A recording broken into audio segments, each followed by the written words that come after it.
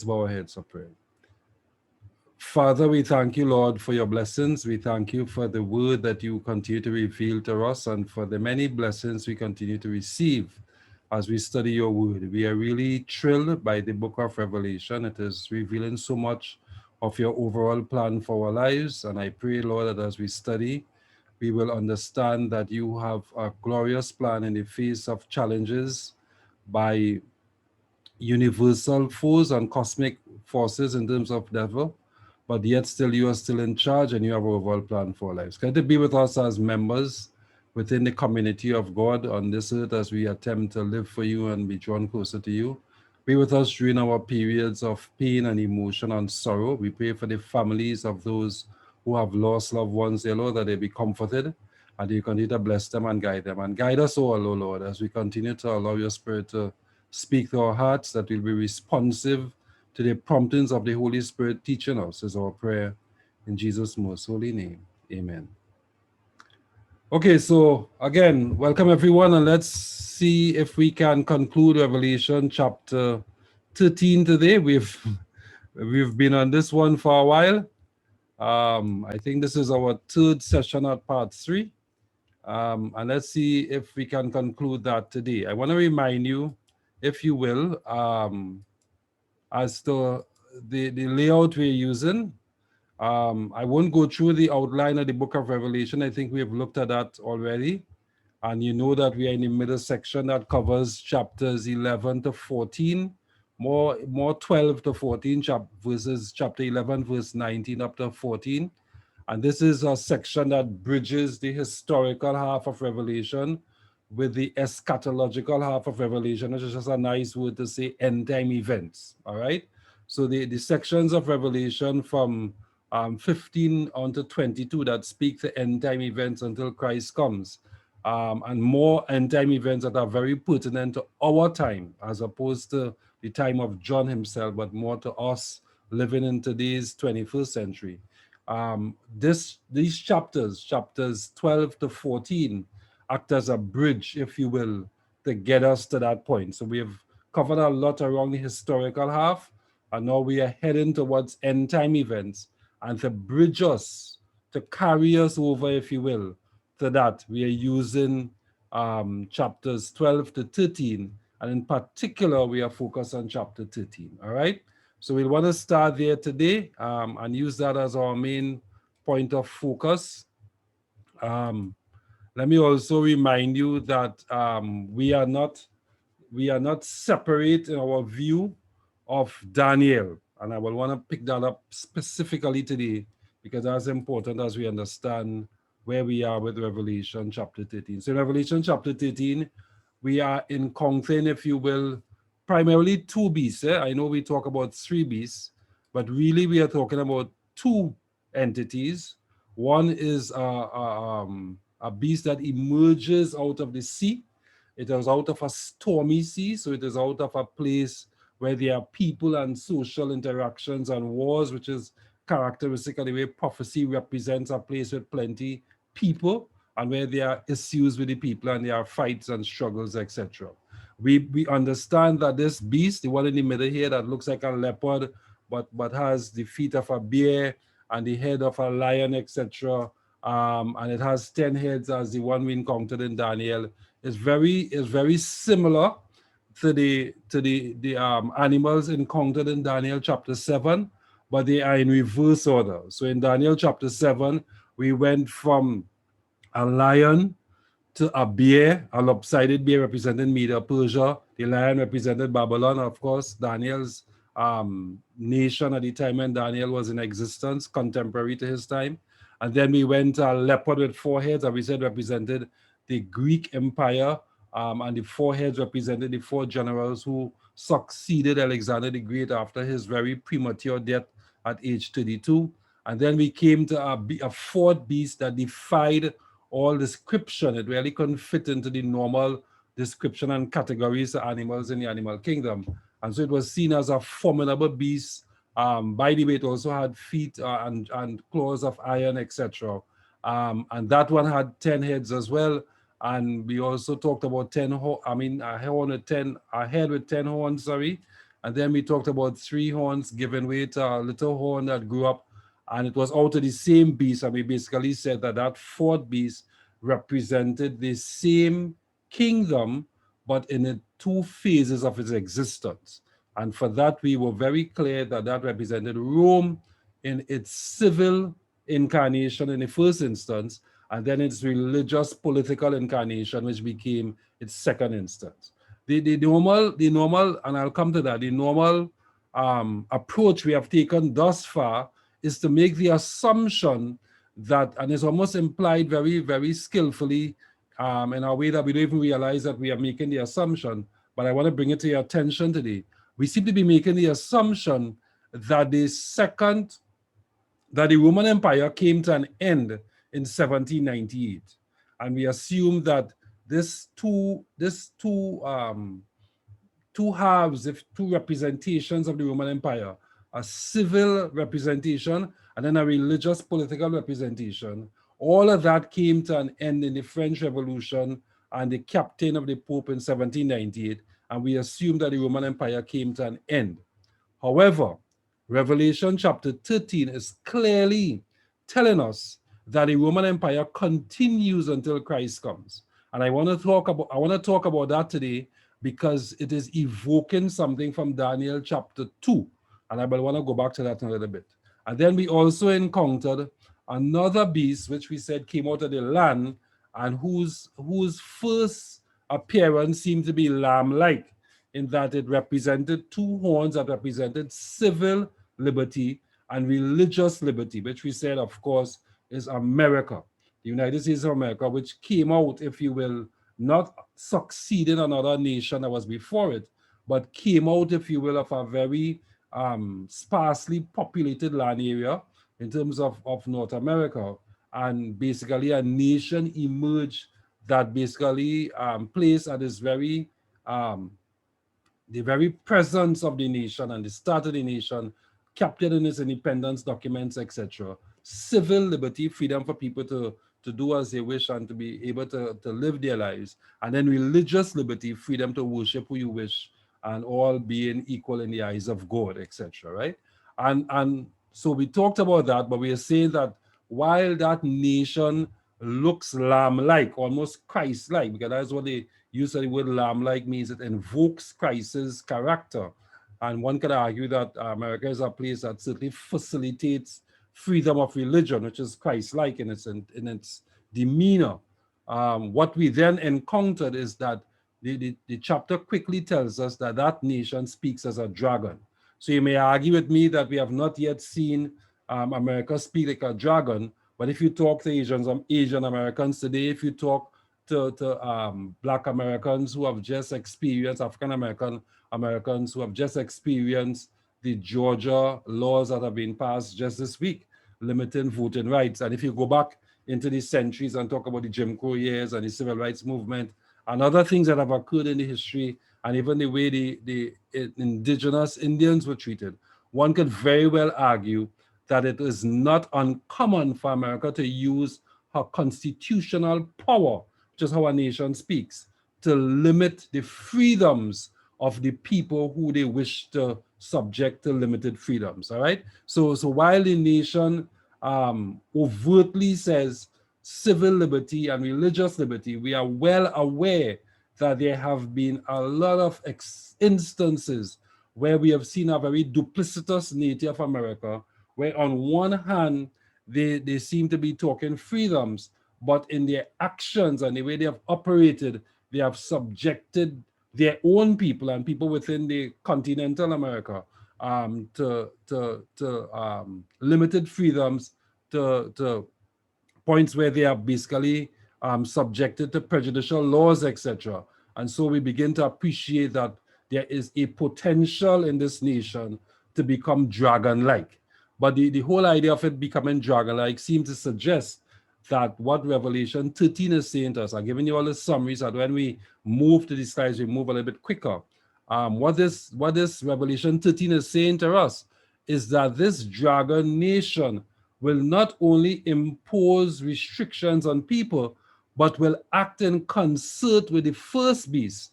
And the first beast is the is the Roman nation, and for it to act in concert with America through the years suggests to us very clearly that the Roman nation did not come to an end in 1798, but continues to exist. And we begin to ask ourselves, in what form does the Roman kingdom exist beyond 1798? And we have concluded that it exists in the form of the Roman Church, which is still very much a world power through the prominence of the Pope, who is seen as a head of state for the Vatican City, etc., and who is able to command world influence. So there is a implication, if you will, that suggests that we are anticipating a period in Earth's history where America would use her might as a superpower, united with the same beliefs and values of the Roman Church, if you will, to impose religious and maybe civil restrictions upon people to keep them in line for some larger objective. And we have to figure out all of that. And then what we also gleaned from Revelation chapter 13 is that behind the scenes, orchestrating, animating all these actions and alliances, etc., is the dragon himself, which is the devil, and that he is at play and he's causing things to happen. Having said that, I wanted you to, if you stay with the screen with me, I want you to keep your focus, if you will, on Daniel chapter 2. Now, when we did Daniel chapter 2, because I feel this is the more popular prophecy that is well accepted by almost everyone, whether you're Adventist or not, whether you're in whatever Christian denomination, there's a general acceptance of this prophecy. And the fact is that when Daniel saw this vision, what he saw, if you will, was a head of gold, which we said, of course, represented Babylon, and which in Daniel chapters, because of the parallelism that is kept in the Bible's records between Daniel chapter 2 and Daniel chapter 7 and 8, and then later on in Revelation, that same parallelism is maintained. We know that the head of gold, which is also represented by the lion in Daniel chapter 7, is Babylon. The chest of silver really represented Medo-Persian Empire, which is the lopsided bear in Daniel chapter 7. The thighs of brass represented Greece, which is the four-headed leopard in Daniel chapter 7. And then the legs of iron represented Rome. And we have traditionally said that the feet of iron and clay represented divided Europe today. I want to suggest to you, however, that there are something that we just need to appreciate about this part of the image. So if you were to ask me just to put a quick note, I would suggest to you that this part of the image is what we are trying to represent here, right? So we are basically saying that Rome had two incarnations, all right? The first was civil Rome, which existed from around 168 BC to 476 AD. In 476 AD, by 476 AD, the barbarian tribes had fully invaded Western Rome. And so they had brought the nation of Rome that surrounded the Mediterranean Sea to its knees. And by 476, there was almost no recognition of civil Rome in any form or fashion. None of its institutions functioned. They had captured governors, they had invaded nations, and by 476, 10 barbarian tribes became the predominant forces, if you will, within Western Europe, right? It's in that context that the Roman Empire, that was still very much in existence, but now more, its center of gravity had moved, if you will, to the east towards Constantinople, which is modern-day Turkey, that the emperors said, well, you know, we could leave Turkey and try to fight these barbarian tribes in the west, but that is a long journey of months and stuff. All kind of things can happen to our armies. How do we survive? And as time went on, they made these political, religious arrangements and made a decision. I'm unfolding it to you in a way that makes sense. They made a decision to say, well, listen, what we can do is to allow the only thing that represents Rome in our relay, which is a church. We should give that church not just religious power, which it has, but we should give it civil power, which was not a bad move tactically because it worked out well, because the barbarian tribes, with all their superstition and stuff, had always had a sort of reverence, if you will, for the head of the church, and the Pope or the Bishop of Rome could command respect, notwithstanding that he was in barbarian territories, etc. So by adding, if you will, to the strength of the Roman Church with legions and with armies and giving it civil power to make laws, etc. The Roman nation in Western Europe transformed. I like to use the word metamorphosis. It went through a metamorphosis from a civil, purely a civil entity to a religious political entity. All right. And in that regard, the head of the church was not just the head of the church, but he was also the head of the nation, and he gained a prominence. Of course, you know that this became even more concretized. It became even more established by 538 AD, when Justinian basically granted all the final powers to the Pope, so that he had all the things. So that from 538 AD to 1798, a period of 1,260 years, the church in Europe ruled the nation as the Roman Empire and extended its influence in that 1,000-year period, more than 1,000 years, not just in Western Europe, but by the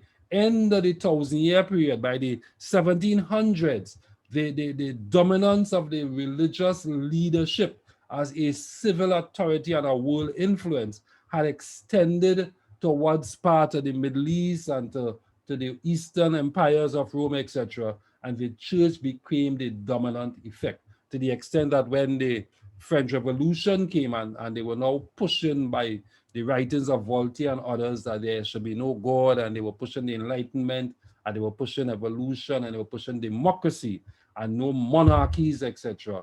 One of the key parts of their strategy, they felt, was to overcome the church, so that by bringing an end to the church, they will break the influence of these monarchs. And it worked, because once they did that, everything happened. So religious political Rome, I would argue, extended from, if you're seeing the screen, from 476 AD, and I would say all the way to the present, because you need to remember that while the Pope was captured in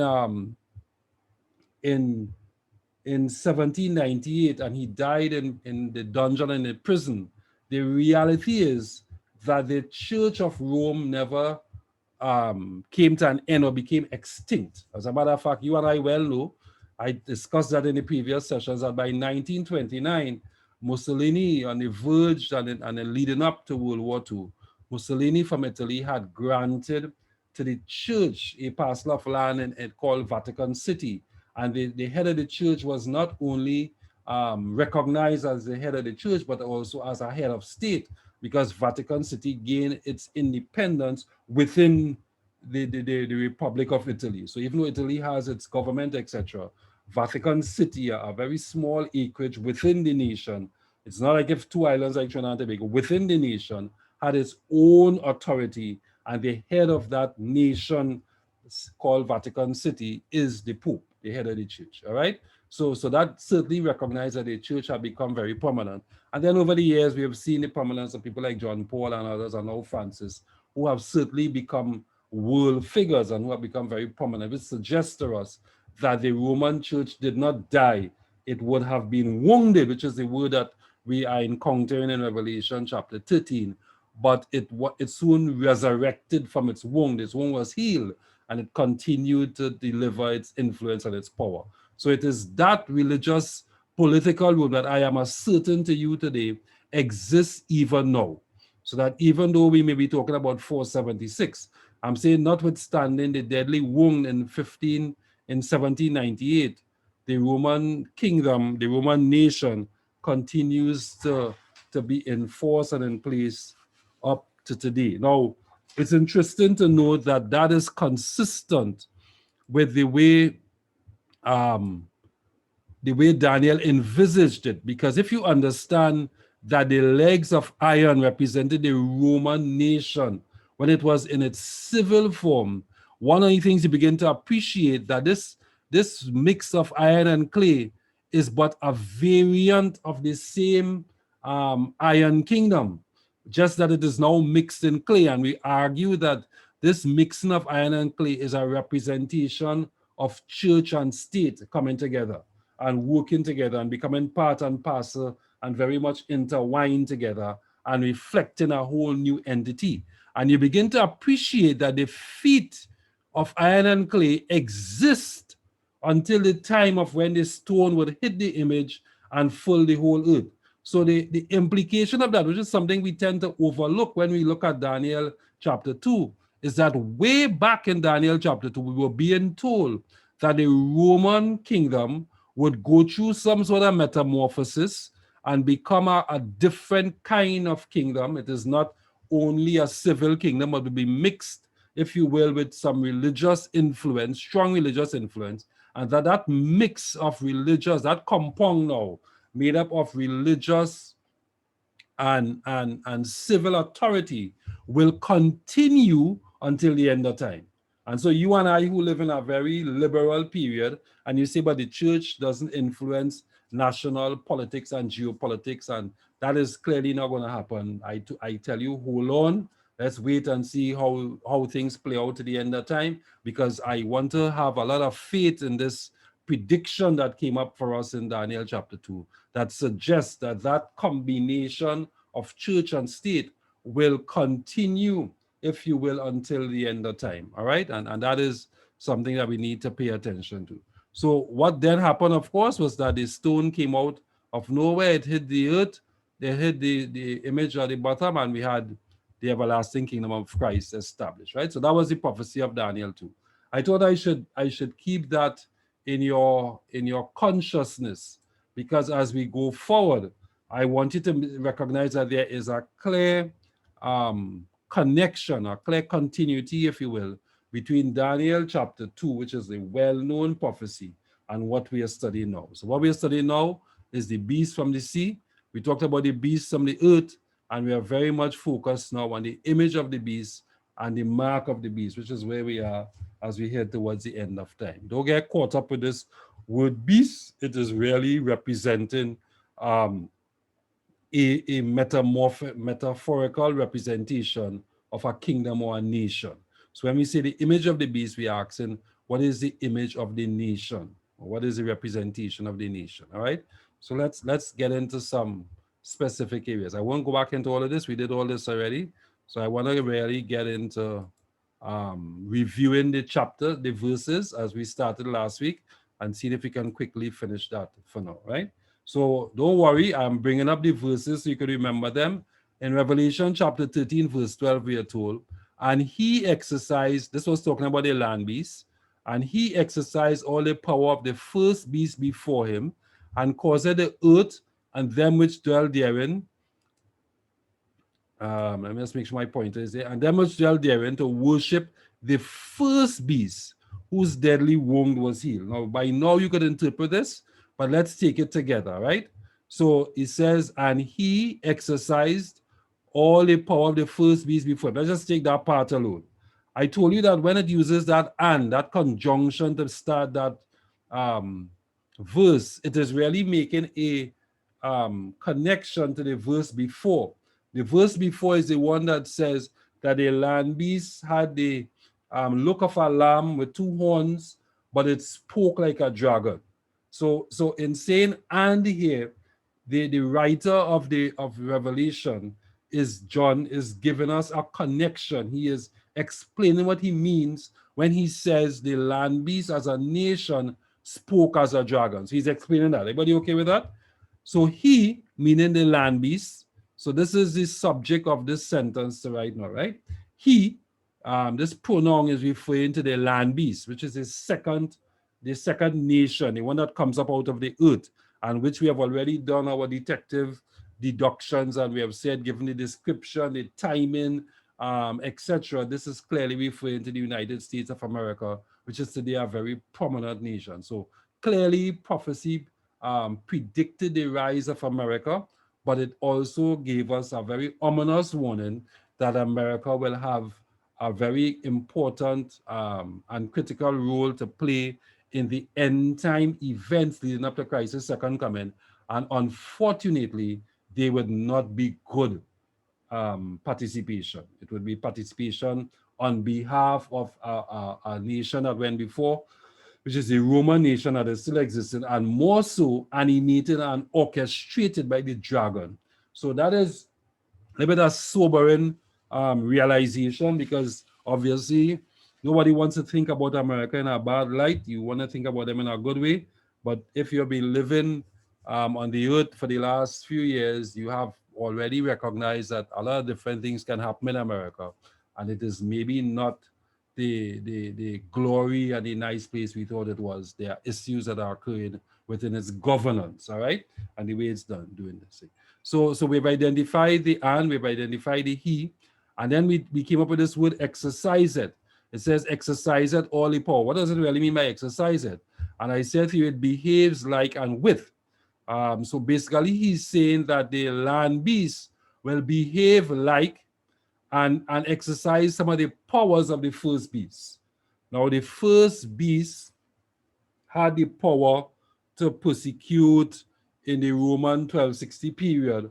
But more than that, the Roman nation, as it went through its transformation from civil to religious political, one of the consistent things about the Roman nation and the Roman church was that it promoted a form of religion that in their eyes represented reality. So it promoted its own religious beliefs, its own understanding of how forgiveness is obtained, for instance, that you can go to a man and obtain your forgiveness as opposed to going straight to God.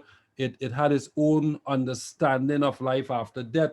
It had its own understanding of the communion service and transubstitution, and that by speaking over the bread, it actually became the literal body and blood of Jesus Christ.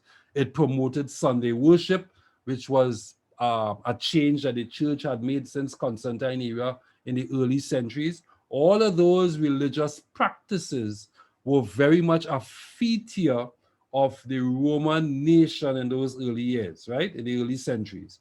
As a matter of fact, it became extremely important because as fate would have it, and we could all see that as God and his history working out, during the 6th and the 7th century, we had the rise of Islam.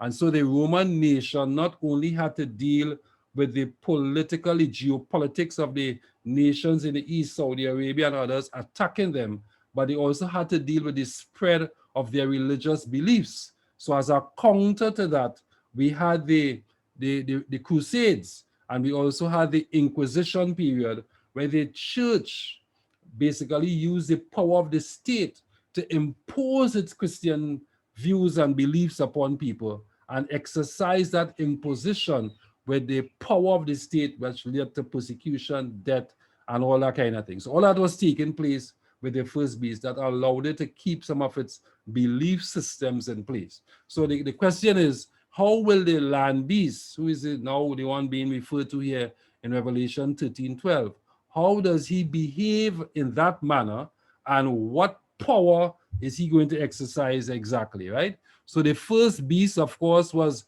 religious political Rome, who combined the power of the church and state and used that united power, which is what I just described, I'm summarizing it now, to force worship as per the church's doctrines by all members of the state, right? The true pure Christians who did not follow were persecuted. It's a historical fact, right? And a great many of them hid in caves, etc., and also fled to the New World, the United States, and that is a historical fact. So it is interesting, given that origin, if it is that later on we are to expect that America, who was formed out of a group of fleeing pilgrims who came to the land and established a new world, if you will, according to them, that nation in turn will behave in a way that is in support of the Roman Empire that they fled. A Roman Empire that now will be existing as a feat of iron and clay towards the end of time, but in a way that will allow it to have command. I hope everybody is comfortable to where we are so far, because we're really taking our time. All right, so this is what it has said. And let's go to the second part. And then he says, and causeth the earth and them that dwell therein to worship the first beast. So just in case we are not too clear on this union that will exist between the church, the first beast, and the state, America.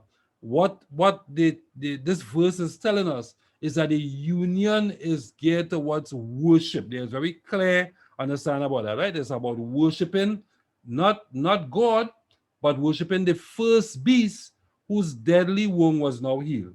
All right, so there is a coming together, if you will, of America and the Roman Church, now represented, of course, by the Pope and his leadership and the Vatican, etc., to the extent that they seem to recreate the old order. They seem to recreate the period of the early centuries to the point where they will force people to worship the church and to worship the church. So we need to ask ourselves, how do I worship the Roman Church? How do I worship the Roman Catholic Church? Is it that everybody will be converted to Roman Catholicism? Maybe not. Is there some other thing that is unique to the Roman Catholic Church that all other churches will be asked, or all other people will be asked to observe? And that is what we need to understand. So let's break down some of this. When it says and corset, we know that that word corset is not just influence, but there's an implication of force. All right, because we know that the first beast during the 1260 years forced people. I just talked to you about the Spanish Inquisition. I talked about the Crusades, and I talked to you about just a general approach to governance that would have allowed, if you will, an imposition of the church's belief system. And if you were against that, then you were persecuted, right? And them that dwell therein. So it is saying that what will emerge is not longer a restricted influence within the Mesopotamian or Western Europe, but it's an international thing, because it says the earth and them therein. So there seems to be a hint, if you will. This may be more than a hint, but this is an indication that in a very international way, America will force the world to behave in a certain way. Now, like I said, a few years ago, we would have scoffed at this kind of writing and say this cannot be real, but we are still in a pandemic. We are emerging from a pandemic where we are well aware that the international world order has made decisions about how best to survive a pandemic, and everybody has taken those restrictions on board, even within Trinidad and everywhere in the world. Today, it is almost phenomenal to see a picture of some other nation and not see people wearing masks. You kind of say, well, what's wrong with them? Don't they know there's a pandemic? So that once there is a world-threatening event, the coming together of religious and political forces and seats of government to ensure common approaches, it is not unheard of. One could argue that this pandemic is a very good example of where that is possible, right? But this case, however, while we have come together to overcome the effects of coronavirus, what this text is telling us here is that the influence on the world will be to ensure worship of the first beast. And when I say worship, worship carries a very strong meaning in the Bible, and certainly within prophecy, and therefore it means to treat as God and reverence. And I remind you that you need to remember Daniel chapter 3, when Nebuchadnezzar built the golden image, and he basically used the harp and the cymbal. It was really religious music. And he said to them, because he had all the high priests and stuff of the various nations there with him, and he forced them to worship, right? So this is certainly invoking that thinking. So to worship the first beast, which is of course religious political Rome, whose deadly wound, the attack in 1798, which looked like the end of Rome where the church lived on, was healed, meaning the church regains its world influence and power. Everybody okay with that? So you have an understanding then of what Revelation 13:12 says. Let's see at verse 13, which I don't think I'm doing a detailed breakout of that because we talked about this so much. So he says, and he doeth great wonders, meaning the land beast, so that he maketh fire come down from heaven and the earth in the sight of men. And I reminded you that the last time we saw this kind of phraseology was when we discussed Elijah and Mount Carmel, allowing God's fire, asking for God's fire to come down to consume the sacrifice so that he can prove that he was a prophet of the living God. And while the prophets of Baal were um, dancing around their altar and trying to let that be consumed. Nothing happened. They were the false prophets. But the true God of Israel and the God of the universe, Jehovah, Yahweh, he demonstrated that he was God by a consuming fire that consumed the sacrifice, right? First Kings chapter 18. You need to read that story if you haven't covered it, if you've missed that when we covered it in the classes last 2 weeks. So by invoking that terminology here, John the Revelator and the angel who is giving him the vision is basically saying to him that the land beast is of course the United States, will be able to perform great acts and manifestations that are going to make us believe that they are really acting in the best interest of God and that they are indeed founding as prophetic representations of God upon the earth. All right, keep that in your head and we will just keep that as we go forward. Let's go to verse 14. Verse 14 says, and he goes on further, right? Because we are still talking about the land beast, and deceived them that dwell upon the earth by means of these miracles, right? Which he had the power to do in the sight of the beast. The beast, of course, meaning the first beast, saying to them that dwell upon the earth that they should make an image to the beast who had a wound by the sword and did live. So don't get too worried. Let's break that down in the same way we've been doing. So let's go back to this, right? And he deceived them that dwell upon the earth by the means of those miracles, which he had the power to do in the sight of the beast. So there seems to be a linkage in his power and his fact that he is in the proximity, in the shadow, in the place of influence of the first beast. The first beast, we come back to saying to them that dwell upon the earth, this is a universal appeal again, that they should make an image. Now, an image is something that looks like, all right? An image to the beast, which had a wound by a sword and did live. So let's break that down, right? And he deceived it. So the fact that John is using the word deceive here is suggesting that there is a false representation taking place. Again, this is reminding us, it's invoking Bible texts that we've studied in the past. Jesus on the Mount of Olives before he's crucified, that fateful Friday evening and crucifixion week. He sits upon the Mount of Olives and he talks about the fact that there will be wars and rumors of wars, but the end is not yet. And if you hear that Christ is in the mountains, don't believe it. And then he says at the very end that if it were possible, there'd be false Christs and false messiahs, and if it were possible, deceive the very elect. Now, a lot of times when we interpret those verses, we assume it was speaking only to the early centuries. But we know that he was also making he was making a strong indication. He was reaching out, if you will, to telling us about things that will happen before he comes, because he concludes Matthew 24 and Matthew 25 by giving parables about the second coming of Jesus Christ. As a matter of fact, in one instance, he said, don't worry about the date or the hour. You would know when the Son of Man cometh, when you see him burst the clouds of glory. All right? So once Revelation 13 is talking about the fact that the land beast will deceive, we are saying that deceive may very well be false representations of Christ. That thing that we talked about in Matthew, that seems to be coming to pass. So there's going to come a period when within the US, and again, this is not such a unique thing, because within the US, between people like David Koresh and others, we've had people who have represented themselves as Christ. Yes, all of America didn't follow them, but a substantial amount of people have followed them and seen them as messiahs, etc.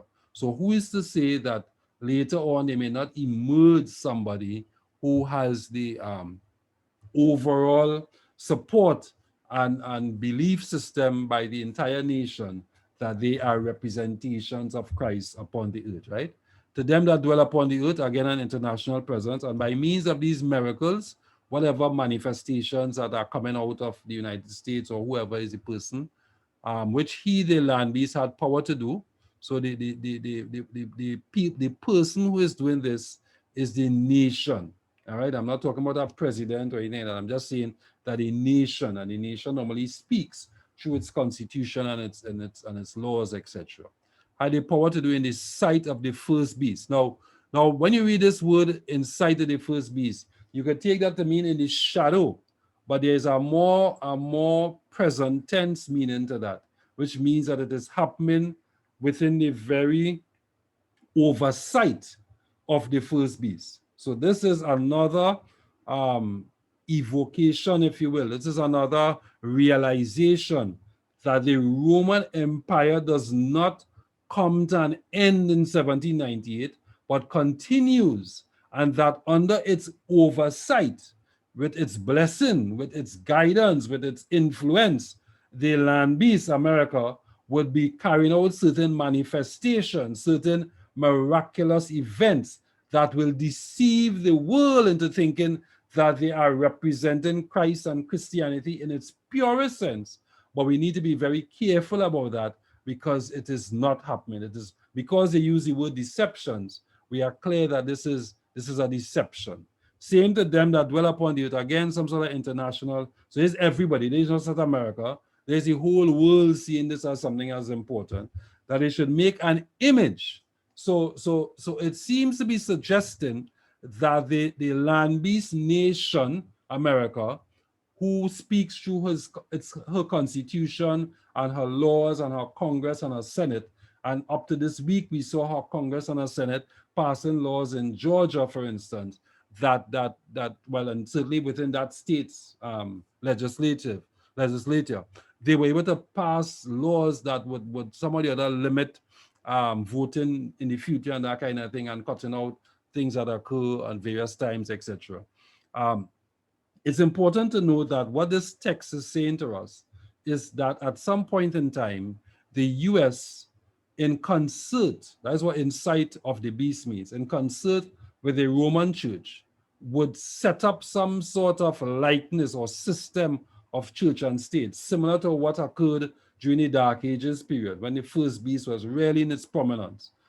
Similar to that. The first beast to the first beast, because the image is to the first beast. So it has to resemble and look like, and that's why I said we could use the word here, a system of church and state united in governance. Today, that is not a norm, and nobody expects, except if you're a Muslim state like in ISIS, etc. Nobody anticipates where, even in Iran, where there's an Ayatollah and stuff, there's a kind of separation between the political system and the religious system. But the religious system has its influence, but maybe not as strong. What this is alluding to is a system where there is a live, constant, very present, active collaboration between church and state, and that the laws of the land are heavily influenced by the church. And you would say to me, well, that is not the case now. And I say, yes, fine, but this is certainly pointing to a time when that will happen.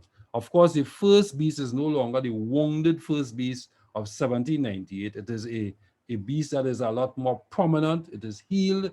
We had a question here 3 weeks ago about whether that heal meant healing or fully healed. We talked about whether it is now a fully healed nation. It is fully, but that doesn't matter. What is important is to know that it is no longer the wounded beast of 1798. It is a fully world recognized institution. And like I said, we saw Pope Francis visit Iraq this month actually. It's still in March, so early in the month, and he had some very interesting conversations with the Shiite Muslims who live within the Iraq experience, right? So it's clearly an opportunity to suggest that the church's influence in world events has not subdued, but is very much in its ascendancy. And it seemed to be suggesting that it will reach a crescendo when it is able to unite with the political forces of America to the point where they're able to influence some religious practice, and we talk about that, which had a wound by a sword and it lived, right? So that is what verse 14 is really, really pregnant at meaning, because it summarizes what are we to expect. Everybody okay so far? Let's go to verse 15, right? Verse 15 says, and he gave power And he had power, sorry, to give life unto the image of the beast. So whatever they created, this second beast, this land-based beast, is able to give power to the image. If there is a system of governance, he's able to give power to it. Why is he able to give power to it? Because he is a strong world power, and he has the ability to give life to certain things. You say, how can America give life to things? Of course it can. America passed a patriotic act, or they passed an act that says you must check everybody who is coming into the US via TSA. And then they passed some other laws that says any goods that is originating in a nation must also pass certain requirements before it comes to America. And even in Trinidad, we do that. We go through what we call IPS certification, and your ports must be certified to show you are checking certain things before they go to the US, etc. So the US, by its constitutional power, is able to enact laws that could affect the whole earth. I think everybody is well accepted in that, right? That the image of the beast, whatever system of governance they establish, should both speak and cause that many as would not worship the image of the beast should be killed.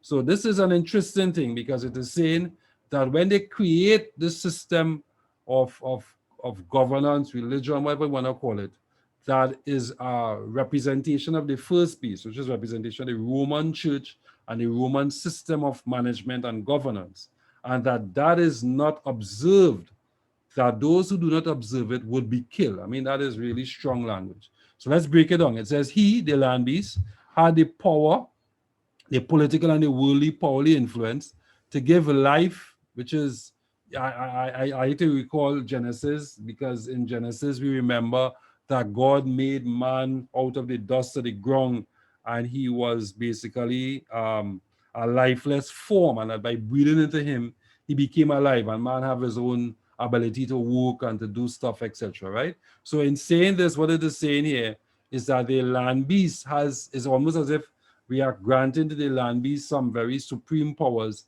to give life. That is the invocation I get with this, right? It is invoking our creative creation story. He's given life to the image of the beast, which is a system of church and state united in governance, of the beast, which is the first beast that was wounded but is now healed. So that this is we talked about that. This is what the land beast is doing, and that the image of the beast should both speak. A nation speaks through its laws and constitutions, right? And cause as many as would not worship the beast, a system of church and state united in governance. So if you are not compliant, then you will be killed. All right. So again, this is not it's not in effect as yet. So you don't want to overly prescribe what you think is going to happen, but we have a broad enough outline to appreciate that there is a warning that there is going to emerge, if you will, a system of governance that may very well force worship, and that worship would not necessarily be of God in the sense that we understand it, but would be of the first beast, which is Rome, and seem to almost recreate the events of the Dark Ages period, but in a contemporary, present-day ecclesiastical context, last-day events context, all right?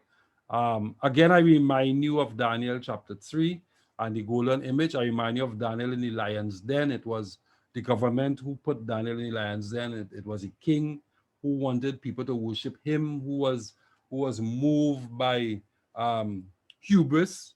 His generals came to him and said they should only worship you. And as a result, if anybody didn't worship you, they should be thrown in the lion's den. And Daniel, as he continued to pray, he was thrown in the lion's den, right? So just remember those experiences. The nation spoke as a dragon, and we said the nation speaks through its laws and its legislative bodies. So that brings us to where we keep stopping, and I really want to finish today. So let's keep going. Revelation chapter 13, verses 16 to 17. So let's take verses 16 in the first instance. It says, and he caused all, both small and great. So it's further expanding on this thing about the land beasts creating persecution and forcing people to worship. He caused all, both small and great, rich and poor. So this is a really universal explanation. In the past verses, it would say all upon the earth. Now he's expanding that to emphasize that there's a very strong universality about the power the land beast will have towards the end of time, right? So it causeth all, both small and great, rich and poor, free and bond, to receive. That word receive is deceptive. It sounds as if there's a gift, but I think it's more than just a gift here. To receive a mark in their right hand or in their foreheads, and that no man, so verse 17 then says, and that no man might buy or sell save he that hath the mark or the name of the beast or the number of his name. So this is suggesting to us that we can anticipate a period where the powers of the nation would be used to force worship, if you will, in the name of the first beast, the Roman Empire, but that in doing that, it will exercise economic sanctions. So in the verse before, we are told that they will be killed, but now it's expanded that even further to suggest that part of that whole persecution and killing may not necessarily only be imprisonment and death, but it could also be through economic sanctions. So that if you cannot buy or sell, if you cannot carry out your economic activity, it means that your whole livelihood is starved, and you are likely to die of starvation and from being withheld. When nations experience economic sanctions and the people start to die, they normally appeal to the United Nations and to America or China, whoever is giving these sanctions, and say, all right, hold up. We make some changes. Let's find a treaty and stuff to make things happen, right? And then this reference to a mark in their right hand or in their forehead. We'll come to that. But obviously, we have said before, and I just want to re-emphasize it, that a mark in the right hand and in the forehead is not necessarily literal, but it is figurative. And in being figurative, it's suggesting a mental assent, forehead, or a physical assent. In other words, and I gave you the very good example, which I'll use again. Um, um, in a few weeks time, maybe in a few months, we will celebrate Eid al-Fitr, which is a Muslim holiday at the end of Ramadan. I will not be working on that day. I'll take my holiday and I'll be home chilling, so that I am observing Eid with my right hand. In other words, I'm not doing anything. I'm not working on that day and earning a living on that day and that kind of thing. The Muslim, however, who takes his holiday, he too is not working. His right hand is not working. But in his head, he has a mental assent that this is what is important.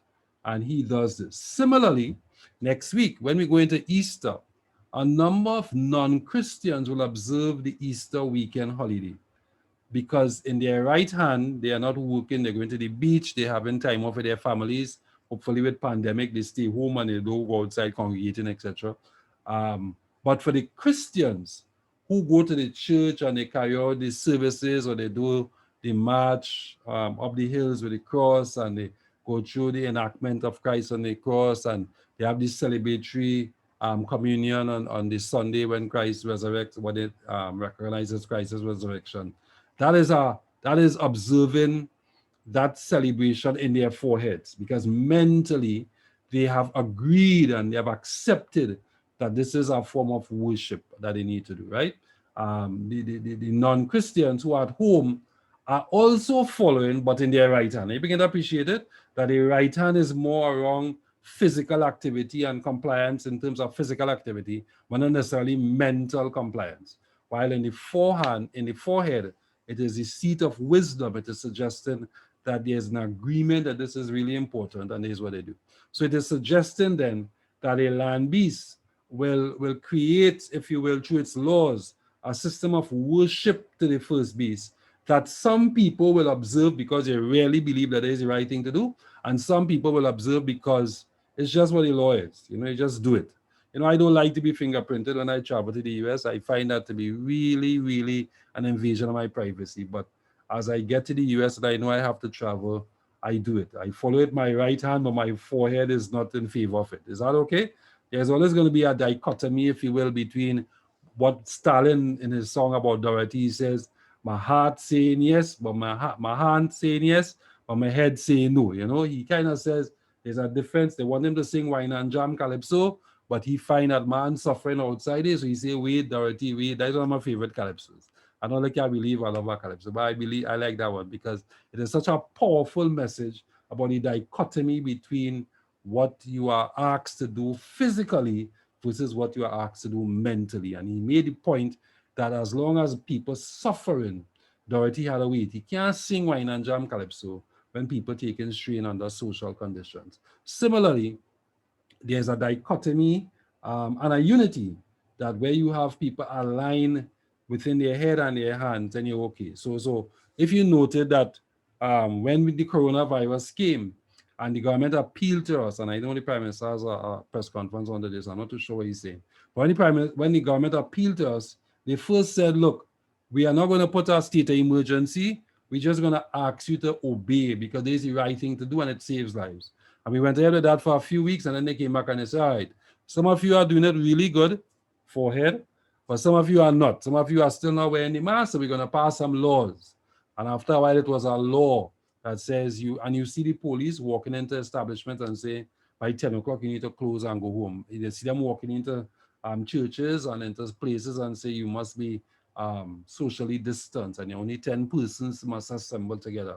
So it now becomes a law. Some of us obey it because we believe that is the right thing to do. Some of us obey it because it's a law. When I go into my car with my family, I wear a mask. That is the most crazy thing because we live in the same house without a mask. But the law says I need to wear a mask. So in my right hand, I wear the mask. Are you beginning to understand that? But in my head, I don't think it's the best thing to do. But the law says, and when they explain it, they says, well, should I have a PH culture? What some of you internationals call the Uber culture. And in that, you don't know who is who. So everybody could say that is a family. But in case it's not a family, everybody must wear a mask. So now we comply in our right hands, but in our heads, we do accept it. I hope I gave you enough to explain that. So let's go now to the breakdown. And he, the land beast, caused all international world influence and stuff and power, small and great. So he really has to receive. Now, that word receive is really a command or imposition. It is not a gift. All right. So by saying that he's commanding, he's imposing a mark in their right hands and in their foreheads. We'll talk about the mark in the foreheads in our next bit. I just the other slides. I'll go back to that, but I gave you a reference there in Deuteronomy chapter 6, verse 8. And that no man may buy or sell. So there's an economic isolation and sanction for non-compliance, save he that had the mark. So except we comply, there's a conversation. I think we discussed that last week, and I bring it up again. I know one of my members in the class has a strong view on this, but there's a conversation now about COVID passports and the fact that people will be asked to demonstrate in a tangible way that they have a vaccine in order to travel. To the extent that our own national airline, Air Caribbean Airlines, just yesterday announced that they are now allowing you, when you book online, to not only book your ticket to go out or to travel, but to book your appointment to do your COVID test. So they will get a result almost automatically and save you having to bring the piece of paper to them and that kind of thing. So that there's this view, if you will, that we can get to a point. So the Europeans have been talking it in a very strong and effective way that they can get to the point where if you do not have a stamp on your passport that said you had a vaccine, you will not be allowed to travel, and in some cases, you will not be allowed to work, etc.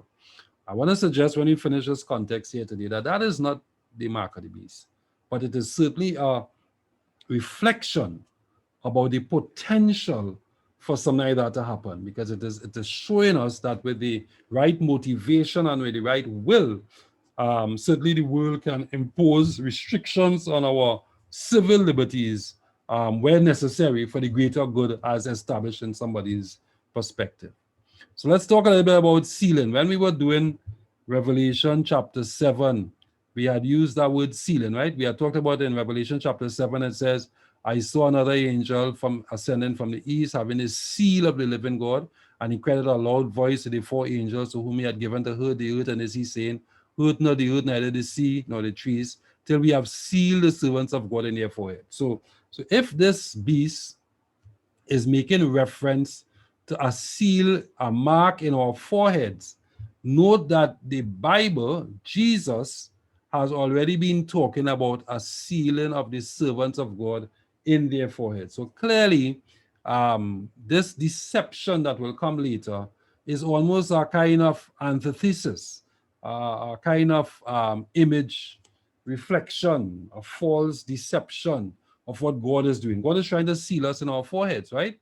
And then in Revelation 14, which we'll come to when we start Revelation 14 next week, hopefully it says, I looked and lo, a lamb stood upon Mount Zion, and with him was 144,000. We talked about that before, so I'm not getting into the significance of these representative numbers. They're not literal, but representative.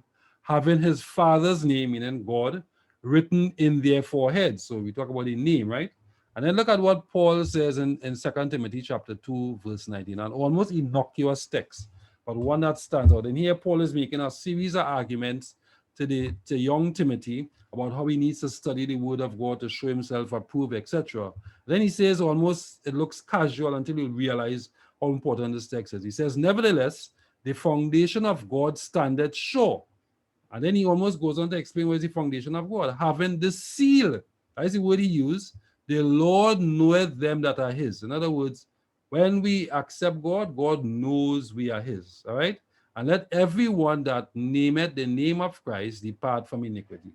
In other words, if you claim to be a servant of God, then you need to move away from iniquity and from sin. Keep those texts in your mind.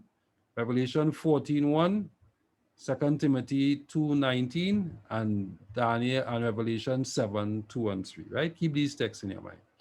Let's go forward. Now, and I am pulling slides here from when we studied Revelation chapter 7 before. So this is, some of you, this is a revision. We invoked this thing about something in your forehead. We invoking an Old Testament experience. I told you whenever we try to interpret Revelation, it's good to remember what happened in the Old Testament. In Ezekiel times, when they were trying to distinguish the people who were faithful to God versus those who were worshiping the heathen gods of the nations around them, because the Israelites had kind of gone back into their land after Babylonian captivity, but they were basically corrupting their religion and not living the way God wanted them to, and they were now worshiping false gods. That's why Elijah had to go and have this big demonstration on Mount Carmel with the prophets of Baal, right? So the people of Israel, the church, was allowing themselves to become impure with the nations around them, right? So God is about to destroy or telling Ezekiel, the prophet, how to separate the good people from the bad people, those who are really serious about serving God, as opposed to those who are allowing themselves to serve the impure and the pagan gods around them, right? And so he was giving him a basis in which to separate them. And he said, and he called the man, and he called to the man clothed with linen, which had a writer's inkhorn in his side. So he called out to the writer, which is a guy who will normally have an ink. An inkhorn is just a bottle with ink and a quib, if you will, to write on, right? As you dip it in the ink. Our parents used to write long time. And the Lord said in verse 4, go through the midst of the city, throughout the midst of Jerusalem, and set a mark upon the foreheads of the men that sigh and that cry for all the abominations that be done in the midst thereof. In other words, there were people within Israel who were just saying, hey, we don't believe there's the right way to worship. There's the wrong thing you're doing. We're not going to be a part of that. And God told the prophet, look, mark those people on their foreheads. It's almost as happened in the Passover when they were leaving Egypt, because that was a way he would identify within the nation those who were serving God versus those who were not. So as they moved around, they would see that, and then later on, when the destruction come, they could easily distinguish those who were followers of God versus those who were not. Right. So that concept of putting a mark in your forehead externally came from the Old Testament. However, when it is evoked in the New Testament and Revelation, we are not necessarily talking about a physical mark, but we are using the analogy to suggest, just like when we say an image to the beast, and we talked about the image in the Old Testament with Nebuchadnezzar and Daniel 3. We don't mean a physical image will be established and you have to bow down to that, but something will be established that figuratively looks like the image. Similarly, figuratively? Are we mentally following what the God is saying or what others are saying is what is mean to be represented by this mark upon the forehead, right? And then in Revelation 3:10, which is when we're looking at Laodicea, God also used that word seal again. He says, because thou hast kept the word of my patience. In other words, when we follow what God wants and we live according to his word, I also will keep thee from the hour of temptation which shall come upon the world. It's a powerful verse because this is suggesting that there is going to come a time when the world will be tempted to try them that dwell upon the earth. In other words, the whole earth. This is not just Jerusalem and stuff. No, there's New Testament, there's Revelation language. And it is saying that the whole earth will be tempted. And the inference is that they will be tempted not to keep God's law and keep his word, right? But behold, I come quickly, hold fast, which thou had, that no man take thy crown. In other words, God is saying to the Laodicean church, which is our time, by the way, that there's going to come a time when the world will be tempted to move away from keeping his word and having the patience to keep his word. But remember to hold fast until he comes, right? And then I want you to remember that in ancient times, sealing had a variety of meanings. Documents were sealed to validate their contents and protect them from tampering. So people will make an envelope with something and they put a seal on it, or they will roll up a scroll and put a seal on it and send out to the messengers to carry to the other nation or the king. And you couldn't open it because it was sealed with the kings. But the fundamental meaning, which is the second bullet here, of sealing was ownership. If the king put a seal on somebody you own, if the slave master put he branded you with a hot iron, then it meant he owned you. If the rancher in Texas put a brand on his cow, it meant that he owned that cattle. So sealing has been synonymous with ownership in the Old Testament and in the Bible on a whole, right? It is really meant to signify ownership. Now, Paul talks about that when he says, that is the verse we read in 2 Timothy 1:19. He says the meaning of the seal is that the Lord knows those who are his, right? Having the seal with the name of God in their foreheads signifies his ownership of the saved. So when Revelation 7 and Revelation 14 uses a word about seal with God in our foreheads, God is saying that he owns us. And I love that. I love to know that I am owned by God. I love to know I'm owned by God in spite of my sins and my shortcomings. And what makes me owned by God is that I accept his name. And there is nothing that can prevent me from accepting his name. Nobody can stop me from accepting. That's the universality of God's salvation. So that once I accept his name and I accept his rulership in my heart, and I live the way he wants me to live, God says he owns me. And by the way, I've said to you before, and I want to emphasize it again, nothing we are suggesting here suggests righteousness by works. So we are not suggesting that we live for God to earn his salvation. We are saying that because his name is imprinted in our foreheads, because he has converted us, we live according to his word, right? Now, having said that, having established that, and having established that a seal represents ownership, and that Paul argued that God knows those who are his because we are sealed with his name, meaning that we have Christ's name in our hearts.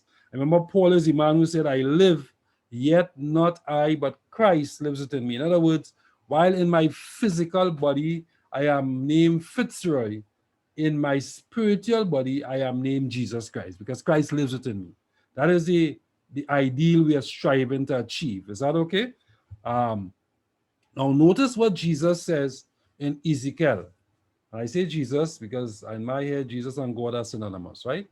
He says, wherefore, this is what he says in Ezekiel chapter 20, verse 10 to 13. He says, wherefore I caused them to go forth out of the land of Egypt.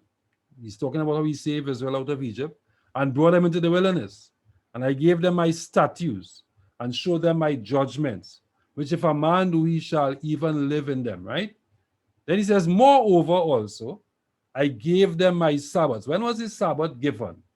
The Sabbath was given in the Garden of Eden, but by the time we got to Exodus, Israel had gone into Egypt for more than 400 years. They were living idolatrous peoples. When they came out and Moses went up to the mountain to get the Ten Commandments, they formed a golden calf. They were dancing around it in hedonism and that kind of thing. And then when everything came back and God brought down the Ten Commandments, as they are in the wilderness, he gives them the Ten Commandments. And among the Ten Commandments is the fourth commandment that says, remember the Sabbath day to keep it holy. So he's saying to them, I also gave them my Sabbaths, right? Because this is the children of Israel he's talking about, to be a sign between me and them. So God is saying that when he gives Israel a Sabbath, the Sabbath is meant to be a sign. And indeed, and in fact, the Jews were represented by their Sabbath keeping ways. A lot of people would recognize the Jewish nation as a Sabbath keeping people. Now, by the way, nothing in this seems to suggest, and the historical reality is, that Israel were not consistent Sabbath keepers. There are a lot of times when Israel will move away from their purity of the religion that they were brought up in, and they would mix with the nations around them and carry their practices.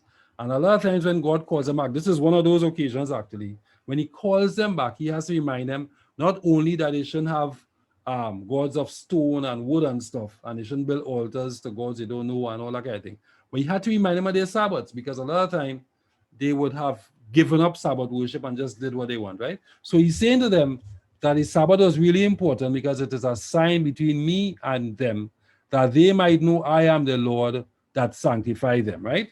And then he says, but the house of Israel rebelled against me in the wilderness. They walk not in my statutes. They despise my judgments, which if a man do, he shall live. And my Sabbaths, they greatly polluted. So this is just reinforcing what I just said to you, that the history of Israel has been inconsistent Sabbath observers. And as the message fled to the new world, and we talk about everybody now being able to observe, God is still calling us back to his original expectations, including Sabbath observance.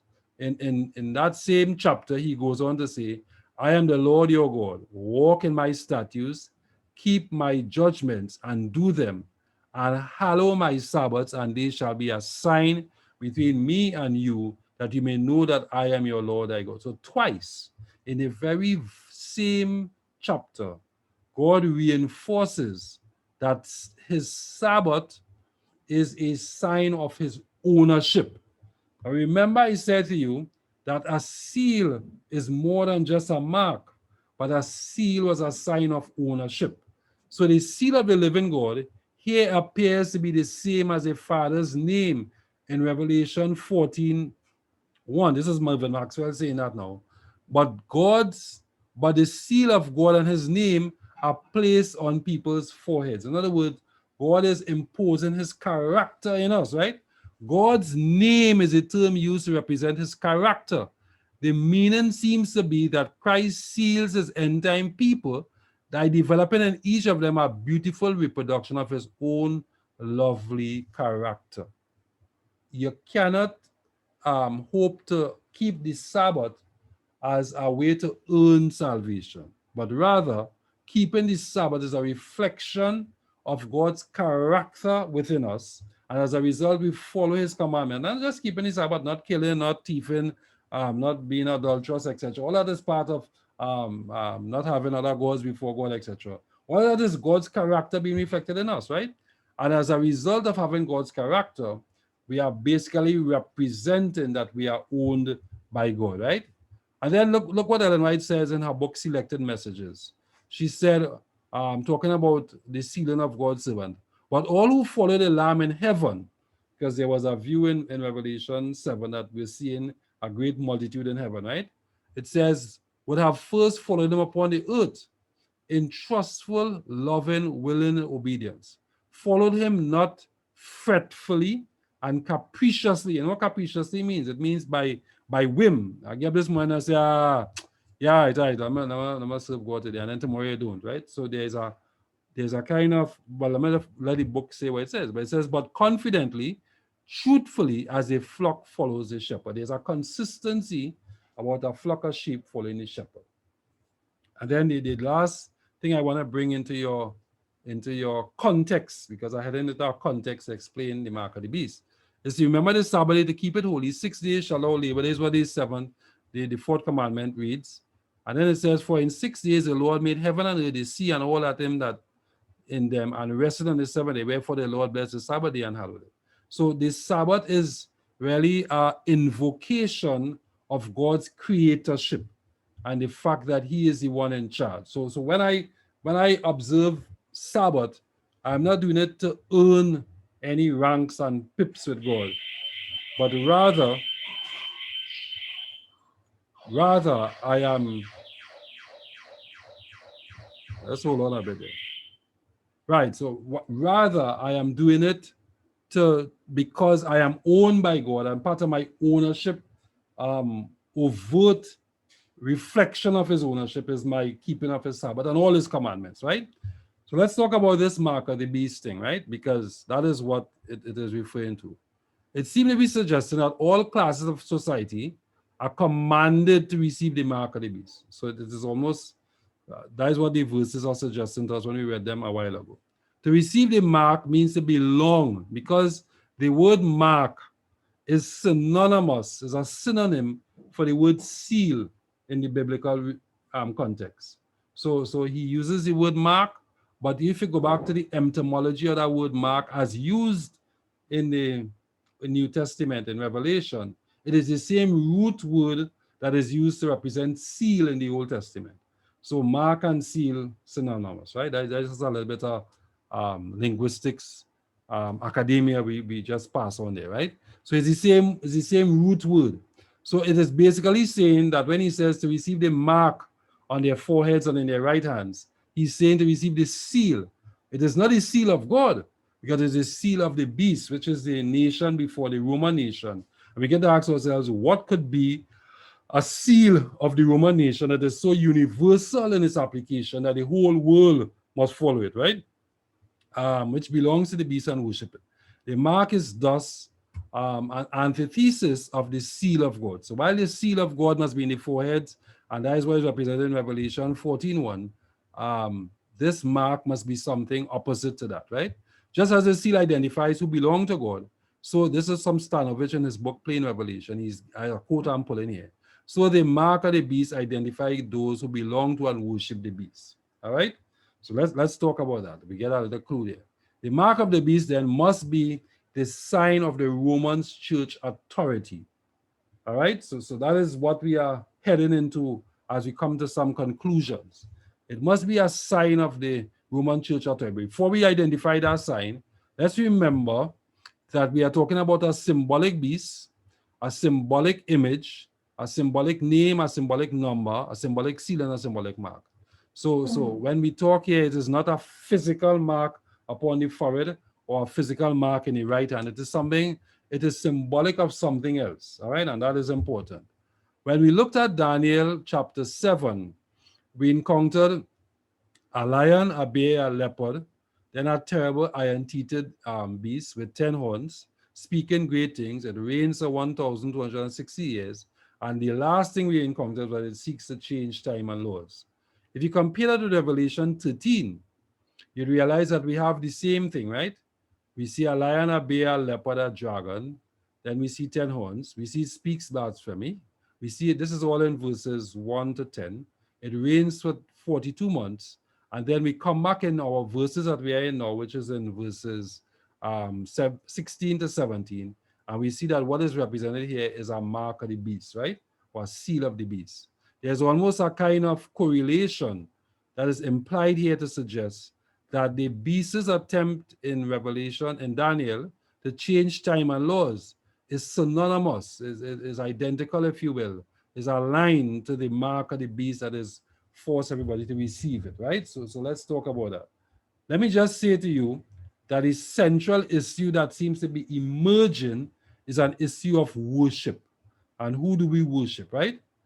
Having said that, we ask ourselves, Well, what does seek to change time and laws mean? When we discuss this in Daniel chapter 7:25, but I want to go back to it and let you know that one of the things that was changed, if you will, is that of course the Catholic Church, this is a letter from 1895 from C.F. Thomas, which was one of the Jesuit priests, I think, was given a conversation and a response. It says, of course, the Catholic Church claims that the change was her act, and the act is a marker for ecclesiastical power and authority in religious matters. Sunday is our mark. This is what the Catholic record said in 1923. It is our mark of authority. The church is above the Bible, and in this transferred Sabbath observance is proof of that. So the church has not shied away from claiming that part of its ecclesiastical authority is in its ability to establish a day of worship that is universally accepted. All right, let's accept that. So this is not something that is unique.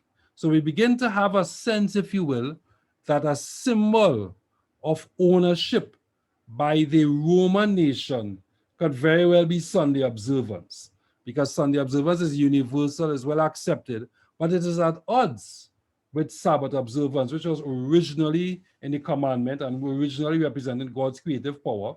And it seemed to be suggesting that while one day of worship, the Sabbath, or the 7-day Sabbath anyway, evokes God's creative power, the other day of worship seems to evoke, if you will, man's ability to establish its own way. Now, this is not unique. When we were dealing with Cain and Abel, we had the same thing. God says, I want a sacrifice. Abel brought a sacrifice. Cain says, no, no, no, no, no. I do not mind sheep and stuff. I deal with plants and animals. Take this instead. God said, that is not what I asked you for. I asked you for an animal. And in his rage and stuff, he killed his brother Cain, and God banished him and stuff and said, hey, what happened here? And he says, well, then God says to him, your brother blood crieth out of the ground for me, to me, because you have killed him, because you have imposed your way versus what I asked. So God is saying that the end time land beast, which is the USA, will unite with the Roman Church to invoke, if you will, a worship to something that is uniquely Roman in its origins, and I'm suggesting to you that that is Sunday worship, and that will cause all the world to come together to observe that. All right. Does anyone have a mark today? I don't know that these events have occurred as yet, so I don't want to frighten you into thinking that we're talking about contemporary events. No one will receive the mark of the beast until religious legislation has passed enforcing the substitute Sabbath. So what does the future hold? Well,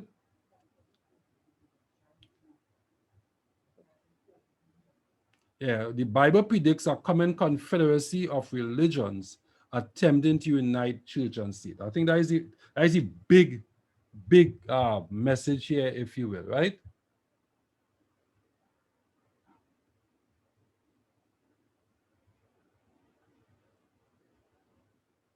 All right, so I have a question here. It says the mark of the beast is opposite to the seal of God, good versus evil. So in future, will people be openly allowed to categorize or judge people as having either the seal or the beast? Isn't that God's decision? And the answer is yes, that is God's decision. So let me just say to you that it is not, there's an interesting parable that Christ gave that I love to preach on. It's about the wheat and the tares. And in that parable about the wheat and the tares, he says that the wheat were planted, and then enemy came and planted tares in the field as well. And the next morning when it came up, when the plants grew up, the servants came to the master and they say, hey, while we were sleeping, the enemy planted tares, which is a very a crop that grows, is wild grass. It grows but it doesn't bear any wheat, right? They planted that among the wheat. What should we do? And Jesus giving the parable, he says, the master said to them, leave them and let them go together until the time of harvest, because he didn't want them, you see, by rooting out the tares, you root out the wheat as well. So the point I want to make is that it is not our job to go and look to see who are the mark of the beast and who have the seal of God. That is not our job. This is more of an indication that this confederacy of good, of church and state, as they come together, they would um, they would revolve around, they would concentrate their observations around a day of worship that is in contradiction to what God wants. And you and I, who are true Christians who have studied God's word, we must not be deceived. That's why we used the word deception before, into thinking that this is a legitimate representation. But we must remember what we studied and remain faithful to God. That is what the point is. It's not about going and trying to judge people. Let God deal with that, right? That's his decision. And I answer that yes. Our job is to follow God as we understand him and not be deceived. That is the powerful thing about receiving this so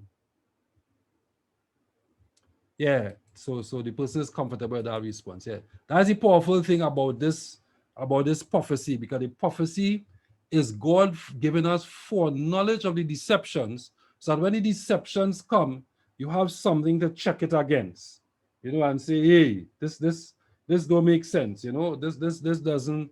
When Corona first came, we were told there are some things you need to look for. Is there constant coughing? Do you have a fever? And that's why they check your temperature when you go into places, etc. And if you have all of that, then you must be tested.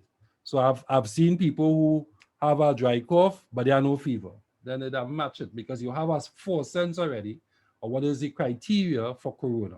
Similarly, God is saying to us, listen, in the future, there is going to be a religious and political alignment. And by the way, I said to you before, and I'm just saying this, don't hold me to it, that climate change is an interesting thing, because climate change brings about a kind of universal sense that we need to respond as a world, not as a nation, because that is some. So imagine, and I just painted a scenario. Imagine a scenario emerges that says, well, the church, and there's already been a conversation that this same vote that was going to happen in the Georgian Congress around voting in the United States last week. That's an interesting thing to pay attention to. Something came up called Souls to the Polls. The Black American churches have something called Souls to the Polls. They come to church on a Sunday, they preach, they woke up their members into understanding their civil obligations, and then they leave church and go to the polls.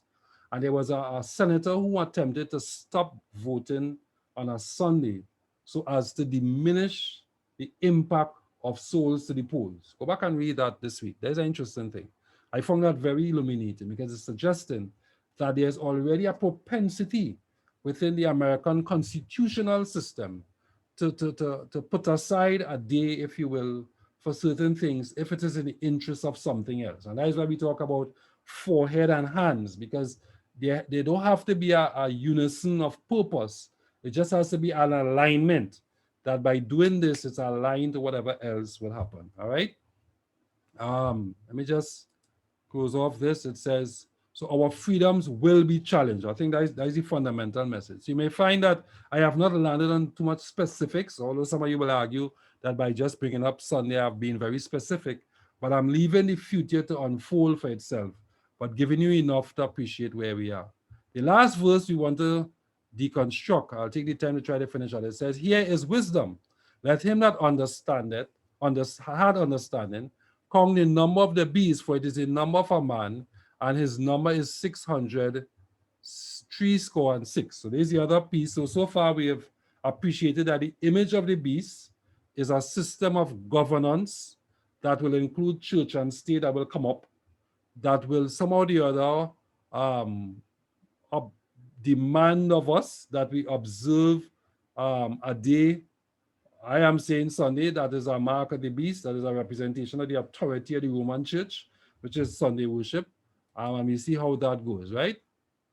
And that is a representation, if you will, of how church and state can come together.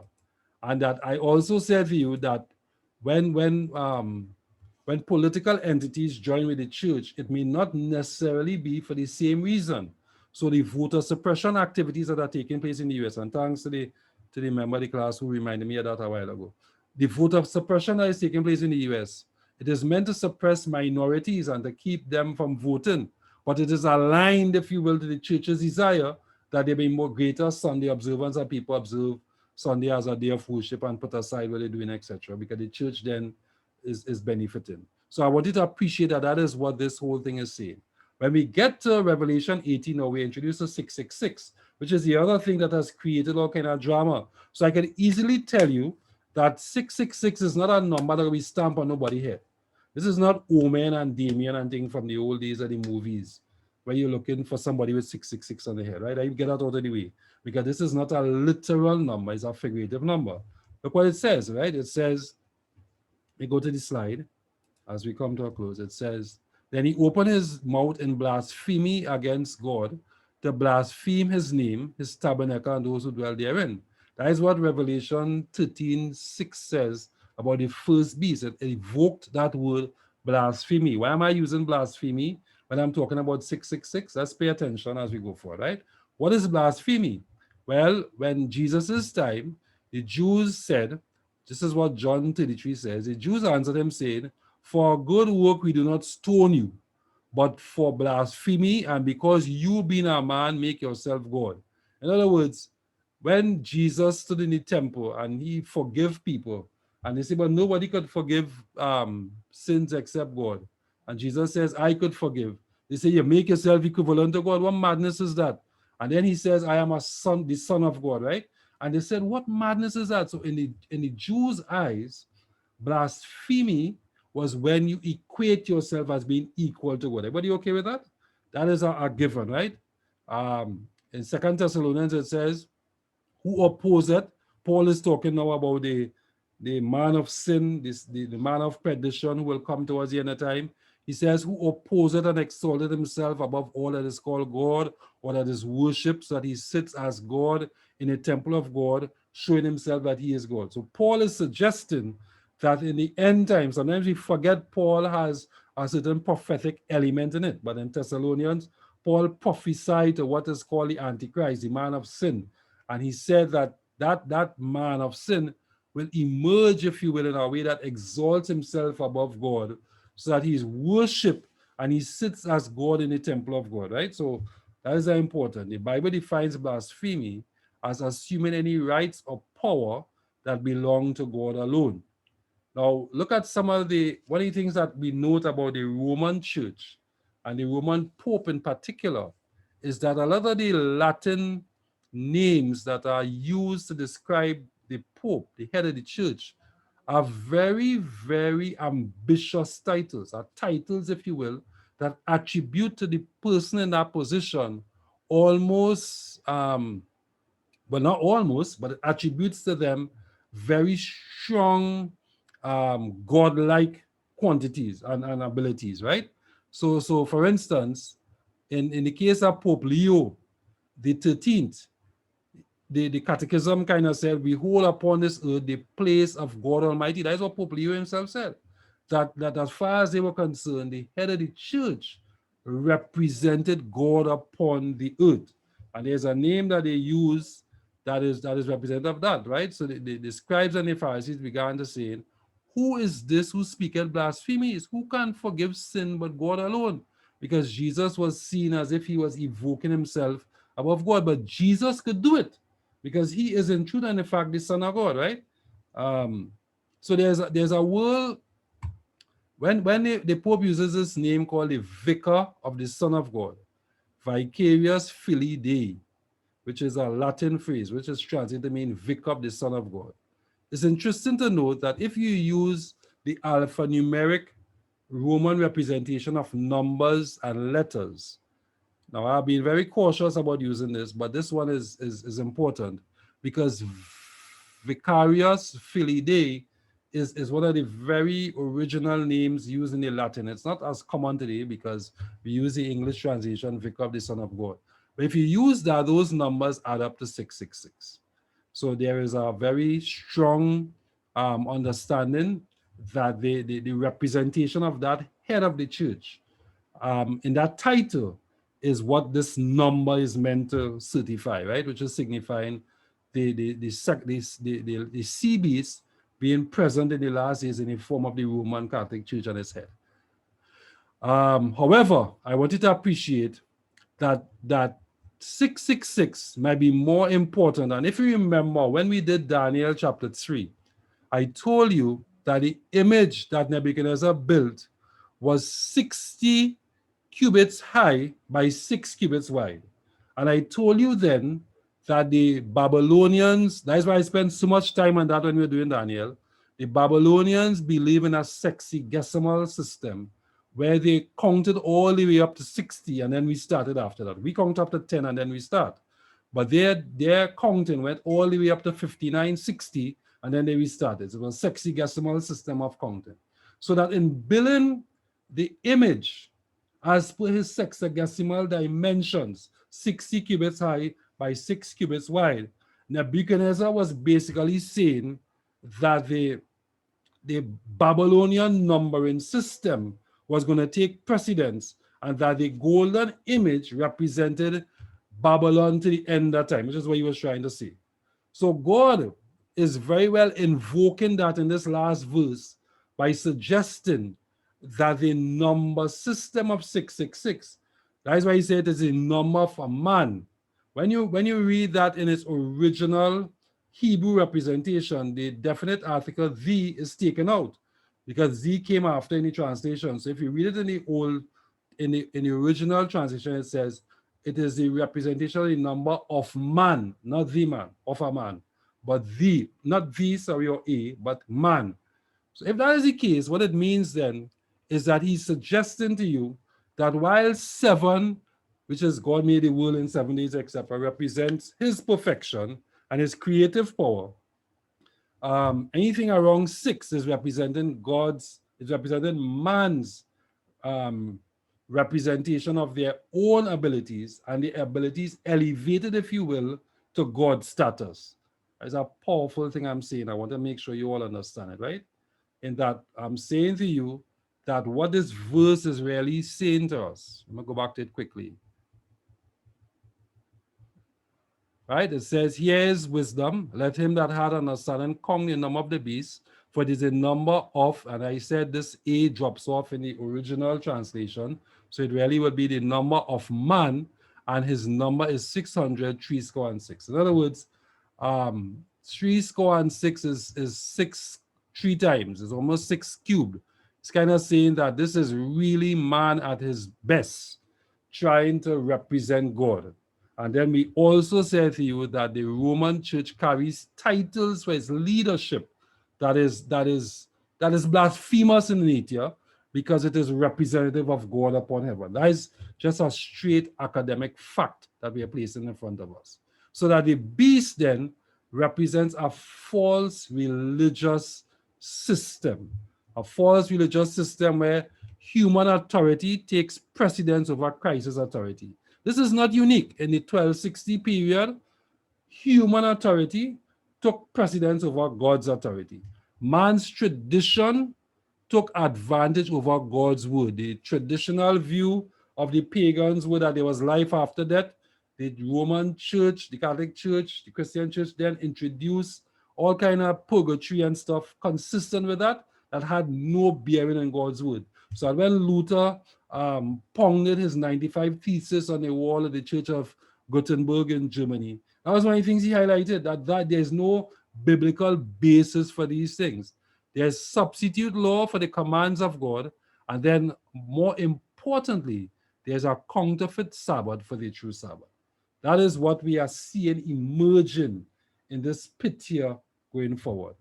Our concluding slide then is important. He calls it all, great and small, rich and poor, free and slave, to receive the mark on their right hand or in their foreheads. All right, the mark of the beast is not a chip, a barcode, or a secret mechanism to control people. I want us to remember that.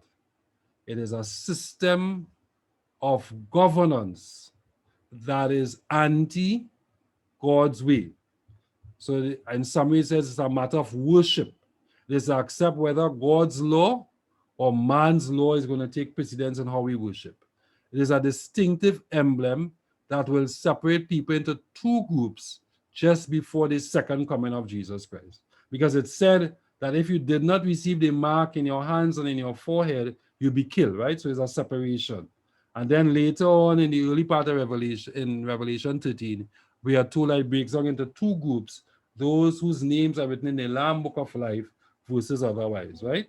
The other point is it's a decision you and I'm adding my name to this, must make because our salvation depends on who we worship and why. So some people say, "Oh, it doesn't matter who you worship, what day you worship on." Clearly, Revelation 13 and certainly Revelation 12 is pointing to the fact that who we worship is extremely important. In the Bible, the name is synonymous to one, the name we have is synonymous of one's character. The 144,000 are sealed with the character, the name of God, and the rest are sealed with the character of the beast. Some people receive the mark for interest only in their right hands, all right? And that is kind of what we've been saying that with that. So we're saying that who you choose to worship reflects your character. And there's some redeeming value in worship, because there's a value that says if you really choose to worship God in fullness and in truth, he reveals more and more of himself to us, and we become more and more like him. So in Babylonian days, God expectation was that there would be we would follow what he says. Nebuchadnezzar built an image that was different to what the dream was. The dream was head of gold, breast and arms of silver, brass, iron and clay. He built everything out of gold. And then he says, bow down and worship him. He forced people to worship him. If you can't see that Daniel chapter 3 is as a little microcosm, a little model of this end time prophecy in Revelation 13, then I ask you to take a look at it again and again and again, because it is the most powerful representation of these end time climatic events, right? But there are three boys who remain faithful to what God said. Some, obviously, there are other Jews here who bow down, but they choose to stand up. And I'm saying to you that they are not judging their friends, to go back to the question that came up. Rather, they are making a choice themselves. And that is what is important. We need to make a choice as to who we are going to worship. Obey God rather than man. I found an interesting quote from Mark Finley in a magazine interview he gave in 2018. He says, as I preach on the subject of the mark of the beast, I am clear in identifying who the beast is. So we know the beast is the Roman church, right? But I'm also clear in looking at the larger issues in the controversy between good and evil, where the devil attacks the very creative authority of God. Because God's creative authority is vested in the Sabbath. The Sabbath says, because God made the world in 6 days, you must observe the Sabbath day to keep it holy, because it is representative of his creative power, right? And he tries to destroy our humanity and tries to destroy our consensus of who we are in Christ. He said his Sabbath is this refuge. I preach his Sabbath as a symbol, not of legalism or works, but of faith. Every Sabbath we rest in Christ. We rest in his love and we rest in his care. The Sabbath must remind us that we cannot see but ourselves and that God is the one who brought us. And if one meaning of the word Antichrist is another Christ, a substitute Christ, then human works through the Antichrist's power substitute something else for God's given Sabbath. That's his point. So I'm saying to you that Revelation 13 is giving us as a view of things to come. We cannot prescribe in great detail how those things will evolve. Ignore any attempts to give you detailed prescriptions as to how that will work. But we have seen enough to understand that it is saying to us there will be a alignment between the Roman kingdom that continues feet of iron and clay until Christ comes with the America, and that they will be united in a form of worship which is centered around Sunday observance, and that it will reach that point where people can experience debt and or economic sanction. And in doing that, we'll find ourselves having to make a choice as to who we serve. If you have to make a choice, I want to do like Peter in Acts chapter 29, when Peter and the other disciples answered the emperor and he said, we ought to obey God rather than men. We've journeyed a long way through Revelation chapter 13, and it looks very ominous. It looks very foreboding. It talks about persecution and people being put to death. But I want you to know that when we get to Revelation chapter 14, God tells us what he is going to do to prepare his people for this period and what the expectation is in terms of how people will be saved and be brought back to the point where they choose him rather than the mark of the beast or the image to the beast or the revival of the beast. So Revelation 14 is a crescendo of this interlude between chapter 12 and chapters 14. Chapter 12 gave us an overview of the great controversy. Chapter 13 expanded the end time events and the events of the dragon in the end. But chapter 14 will tell us about what God will put in place to arouse the earth, to warn the earth that this will take place, and his appeal to us in the last days to become part of his remnant and his people who remain faithful to him. I pray that this will really remind us that despite all this stuff, God has a plan. I have given you the framework with which you can now read this material, and it makes a lot of sense to you. And if you had to read commentaries and books around this, we continue to use Maxwell and Stefanovic and Ellen White in her writings. Know that the framework we've picked up in these last few lessons give us enough to work with so we can understand what is ahead of us. Thank you for your time and attention today. If there are any questions, I take them. If there are not, we get into our prayer. Any questions, anybody? Okay. And then let's get a word of prayer in as we close off what has been a rather long session. And then we get into next week. You'll get your normal updates as to how we move into next week.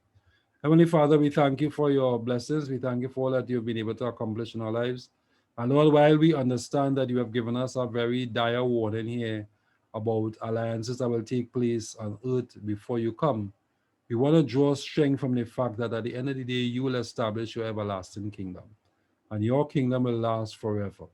And therefore, it doesn't matter whether we are alive when all of this happen or we die, but it's matter that we now have the name of Christ and the character of Christ in our hearts today, and we allow you to take full and complete control of our lives. Move upon us, dear Lord. Continue to bless us. Continue to comfort those who are in mourning, dear Lord, and comfort families as we continue to lose loved ones. But may we also remember, dear Lord, that we need to make decisions for you today. Because once we decide to serve you, then that is really just a transition to when you come a second time. Bless and guide us according to your divine will and keep us safe. Guide us as we study. Reveal all that you wish to us through your word and help us to now see the scriptures so easily, no longer something that is hard to understand, that we can draw closer to you. Is our prayer in Jesus' most holy name. Amen.